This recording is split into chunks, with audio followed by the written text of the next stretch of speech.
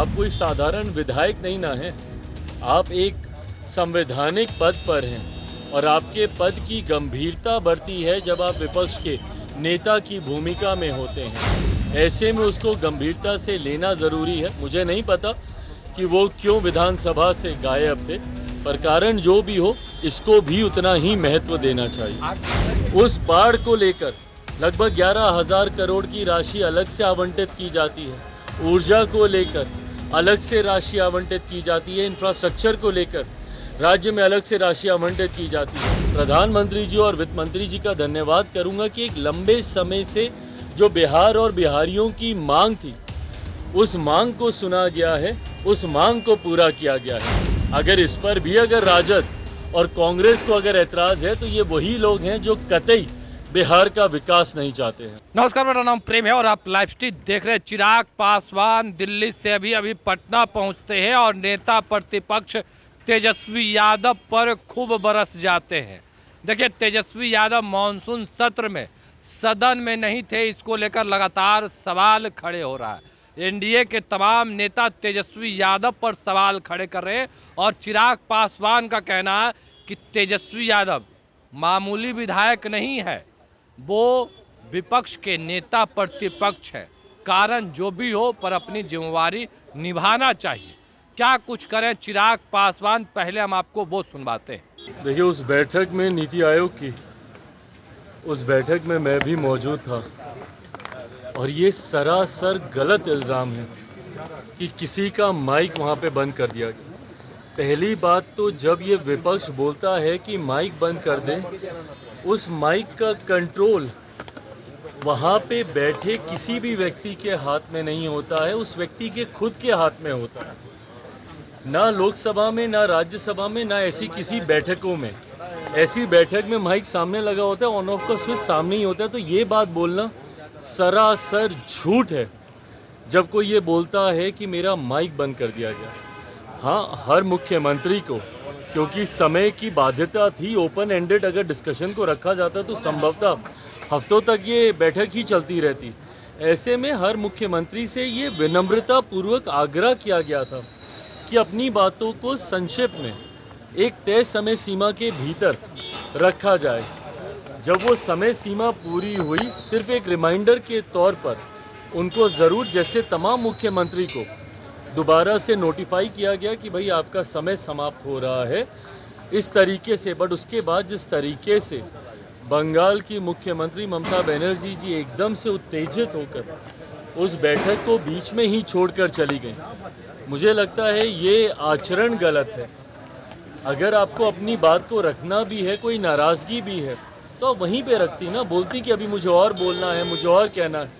हम सब वहाँ पर मौजूद थे, प्रधानमंत्री जी स्वयं उनको सुनना चाहते थे, वित्त मंत्री जी स्वयं वहाँ पे मौजूद थी, वो भी चाहती थी कि भैया क्या बजट को लेकर वो अपनी बातों को रख रही हैं। बट जिस तरीके से उनका आचरण था, इससे ऐसा लगता है कि विपक्ष की पहले से ही ये सोची समझी एक रणनीति का ये हिस्सा था कि वो जाएंगी, हंगामा खड़ा करेंगी और नीति आयोग जिस मकसद के साथ हम लोग वहाँ पर बैठे थे, उसके मकसद को डाइवर्ट कर सिर्फ अपनी ओर पूरा ध्यान केंद्रित करने के उद्देश्य से ये इस तरीके की कार्रवाई की गई है। कांग्रेस के साथ 4 सीएम ने बैठक को अटेंड नहीं किया, कहा बॉयकॉट कर दिया, और उन्होंने कहा कि हमारे साथ बाकी स्टेट के साथ नाइंसाफी हुई है जिस तरीके का बजट आया है। भाई, मेरी समझ के परे है। अगर आपको ऐसा लगता भी है, किसी भी राज्य को अगर ऐसा लगता है कि उनके साथ नाइंसाफ़ी हुई है, तो यही वो उचित फोरम है ना।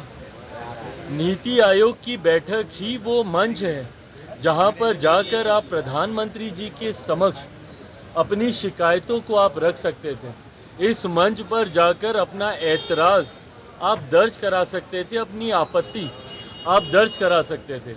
और जो लोग ये बोलते हैं कि हम लोग के साथ भेदभाव हुआ, पहली बार देश में एक ऐसा बजट एक लंबे समय के बाद देखने को मिला जिसने पिछले 10 सालों में देश की मजबूत होती अर्थव्यवस्था का लाभ जनता को पहुंचाने का काम किया।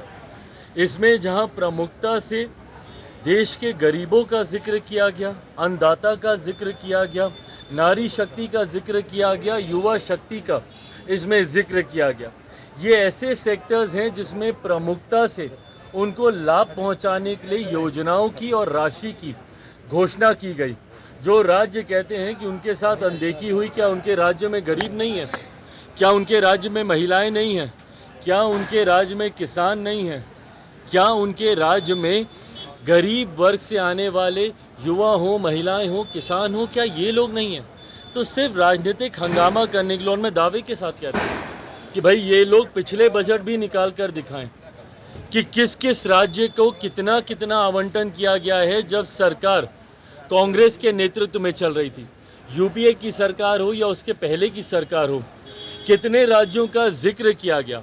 और मुझे ताज्जुब तो सबसे ज़्यादा राजद और कांग्रेस पर होता है। क्या राजद को खुशी नहीं होनी चाहिए कि भैया बिहार को एक बड़ी राशि आवंटित की गई है, इंफ्रास्ट्रक्चर डेवलपमेंट को लेकर हो, यहाँ पर सड़क को लेकर हो, पुल के निर्माण को लेकर हो। बिहार की सबसे बड़ी समस्या बाढ़, जिसका जिक्र हमेशा मैंने बिहार फर्स्ट, बिहारी फर्स्ट के माध्यम से मैंने किया, उस बाढ़ को लेकर लगभग 11,000 करोड़ की राशि अलग से आवंटित की जाती है। ऊर्जा को लेकर अलग से राशि आवंटित की जाती है। इंफ्रास्ट्रक्चर को लेकर राज्य में अलग से राशि आवंटित की जाती है। तो भैया अगर बिहार जैसा राज्य, जिसके लिए लंबे समय से हम लोग भी मांग करते थे भैया कि बिहार को विशेष राज्य का दर्जा मिलना चाहिए, बट स्पेशल कैटेगरी स्टेटस जब तक नहीं मिलता है, ये मांग भी हम लोग की थी कि बिहार को एक स्पेशल पैकेज मिलना चाहिए। आज मैं धन्यवाद करूंगा माननीय वित्त मंत्री जी का, और विशेष तौर पर मैं धन्यवाद करूंगा मेरे प्रधानमंत्री आदरणीय नरेंद्र मोदी जी का। मैं अपनी तरफ से, अपनी पार्टी लोक जनशक्ति पार्टी रामविलास की तरफ से प्रधानमंत्री जी और वित्त मंत्री जी का धन्यवाद करूंगा कि एक लंबे समय से जो बिहार और बिहारियों की मांग थी, उस मांग को सुना गया है, उस मांग को पूरा किया गया है। अगर इस पर भी अगर राजद और कांग्रेस को अगर एतराज़ है तो ये वही लोग हैं जो कतई बिहार का विकास नहीं चाहते हैं। भैया मुझे नहीं पता, बट अपनी जिम्मेदारियों का एहसास हर किसी को होना चाहिए। महत्वपूर्ण सत्र है और हर सत्र महत्वपूर्ण होता है। ऐसे में विपक्ष के नेता की भूमिका और ज़्यादा महत्वपूर्ण हो जाती है। आप कोई साधारण विधायक नहीं ना हैं, आप एक संवैधानिक पद पर हैं, और आपके पद की गंभीरता बढ़ती है जब आप विपक्ष के नेता की भूमिका में होते हैं।